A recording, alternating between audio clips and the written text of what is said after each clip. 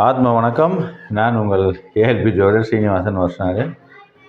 அட்சய லக்னபதி ஜோதிட முறையில் ஒரு ஜாதக ஆய்வு. இந்த வாய்ப்பு அளித்த எனது குருநாதர் திரு பொதுவுடைமுத்தி ஐயா அவர்களுக்கும் அனைத்து ஆசிரியர்களுக்கும் கோடான கோடி நன்றிகள் கூறி இந்த ஜாதக ஆய்வை பார்ப்போம்.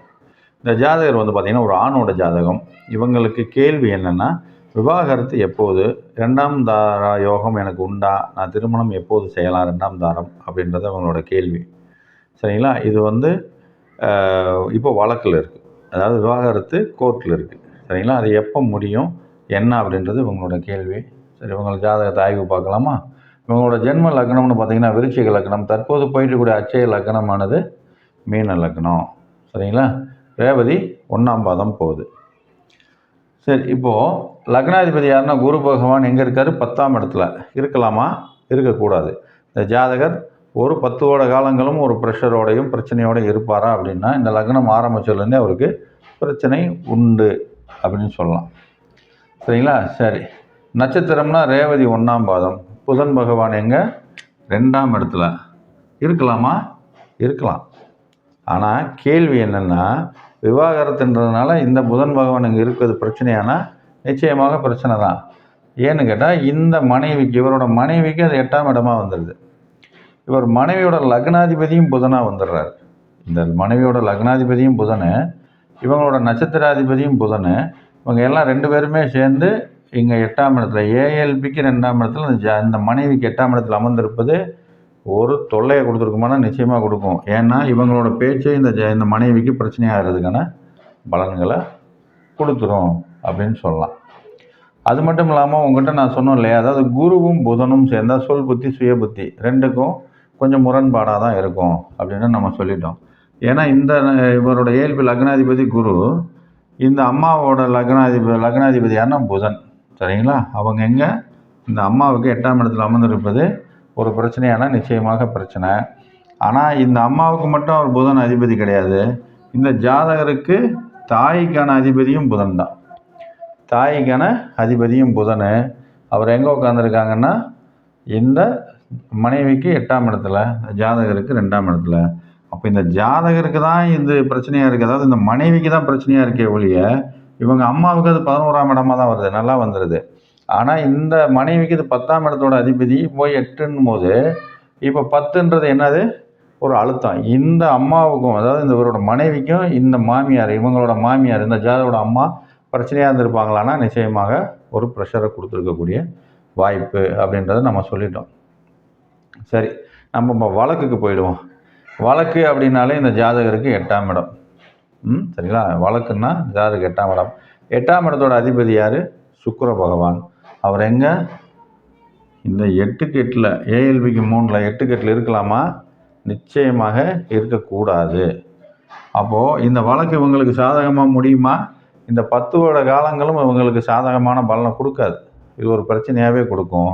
அது மட்டும் இல்லாமல் அது 1ஆம் பாதம் முடிகிற வரைக்குமே இந்த ராகு பகவானும் இந்த 8க்கு 8ல் அமர்ந்திருப்பது இவங்களுக்கு வழக்கு சார்ந்த ஒரு தீராத பிரச்சனையை பிரம்மாண்டம் ஆக்கியிருப்பாங்கன்னா நிச்சயமாக ஆக்கியிருப்பாங்க. ஏன்னா இவங்க அந்த அம்மாவுக்கு பணமெல்லாம் வெளியில் வச்சு கொடுத்துருக்காங்க. ஆனால் அந்த அம்மா சைன் பண்ணுறதுக்கோ அது ஒத்து வராமல் இன்னும் இழுத்துக்கிட்டே இருக்குது. ஏன்னா அந்த கிரக நிலைகள் அவ்வளோ வில்லங்கமாக இருக்குது இவருக்கு. சரிங்களா? சரி, அப்போது இவருக்கு 8ஆம் இடத்துல இந்த சுக்கிர பகவான் அமர்ந்திருப்பது ஒரு 10 வருட காலங்கள் தொல்லையை கொடுத்துருக்குமானா நிச்சயமாக கொடுத்துருக்கு. அப்போது இந்த 10 வருட காலங்களும் இந்த சுக்கிர பகவானுக்கு அமர்ந்திருப்பது இவருக்கு தொல்லையாக இருந்தாலும், இந்த ரேவதி 1ஆம் பாதம் முடிஞ்ச பிறகு ஒரு 50% வாய்ப்புகள் இவருக்கு கொஞ்சம் சாதகமாக இருக்குது அப்படின்னே சொல்லலாம். ஏன்னா இந்த 8ஆம் அதிபதி சுக்கிரன் 8ல் அமர்ந்திருக்கிறது தொல்லை தான். ஆனால் இந்த ராகு பகவான் இங்கே அமர்ந்திருப்பது இன்னும் பிரச்சனை வீரியமாக்கியிருக்கு. அதுவே ரேவதி 1 முடிஞ்சு ரேவதி 2 வரும்போது ஒரு சாதக பலனை எதிர்பார்க்கலாம். சரி, இப்போது இவருக்கு வழக்குக்கு இது 8ன்னு சொல்லிட்டோம். இந்த மனைவி இருக்காங்களா, இந்த மனைவிக்கு 8ஆம் இடம் யாருன்னு பார்த்தீங்கன்னா இந்த புத பகவான். அதாவது இந்த இடம் வந்துடுது. இவருக்கு வழக்குக்கான இடம் இந்த மேஷமாக வந்துடுது. மேஷத்துக்கான அதிபதி யார்? செவ்வாய். அவர் இந்த அம்மாவுக்கு சாதகமாக இருக்காங்களான்னா இந்த அம்மாவுக்கு சாதகமாக தான் இருக்குது. இவருக்கு தான் பிரச்சனையாக இருக்குது. சரிங்களா? இந்த அம்மாவுக்கு இவங்களோட வழக்கு சாதகமாக இருக்குது. அப்படிங்கும்போது பிரச்சனை யாருக்குன்னா இந்த ஜாதகருக்கு தான் வில்லங்கம் இருக்குது. சரிங்களா?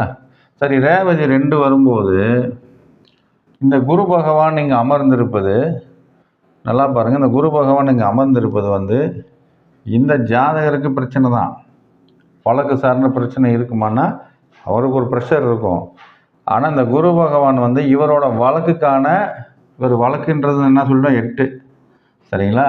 இந்த ரேவதி 2 வரும்போது இந்த குரு பகவான் இவருக்கு 10ஆம் இடத்தில் அமர்ந்திருப்பது இவருக்கு தொல்லை. இந்த அம்மாவுக்கு வந்து இது 4ஆம் இடம் சொத்து.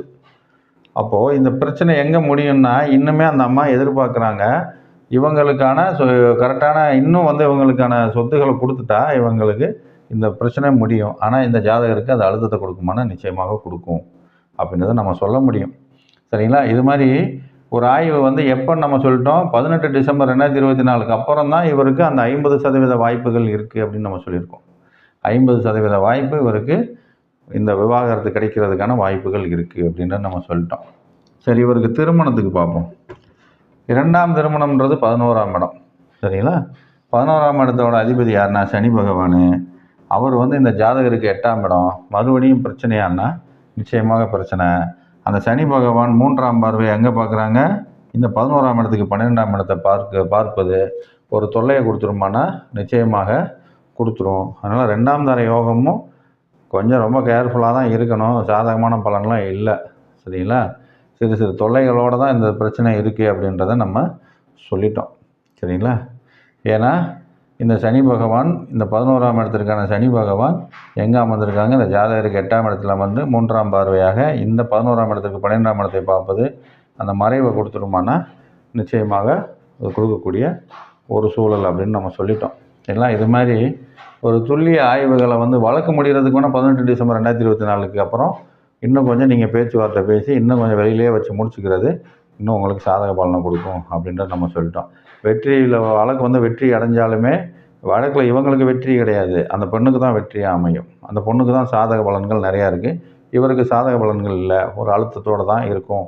அந்த பொண்ணுக்கு இன்னும் சொத்தை கொடுக்குற மாதிரி தான் இருக்கும். வழக்கு சார்ந்த சொத்துக்களை கொடுக்க வேண்டிய வருமானம் நிச்சயமாக கொடுக்க வேண்டியது வரும் அப்படின்னு நம்ம சொல்லிட்டோம். இது மாதிரி ஒரு துல்லிய ஆய்வுகளை அட்சய லக்ன பദ്ധதி ஜோதிட முறையை தான் கணிக்க முடியும். இதற்கான வாய்ப்புகள் ஜூன் 8ஆம் தேதி இங்கே ஏற்படுத்தி கொடுக்குறோம். அந்த ஆரம்ப நிலை வகுப்பு ஆரம்பிக்குது. நீங்களும் வந்து கலந்துக்கிட்டு 15 நாட்களில் நீங்களும் ஒரு நல்ல ஜோதிடர் ஆகலாம் அப்படின்றத இதன் மூலம் தெரிவிச்சுக்கிறோம். இந்த வாய்ப்பளித்த எனது குருநாதருக்கு கொடான கோடி நன்றிகள் கூறி இன்னொரு ஜாதக ஆய்வில் இன்னும் எளிமையாகவும் துல்லியமாகவும் எப்படி ஆய்வு பண்ணலான்னு பார்ப்போம். நன்றி, வணக்கம்.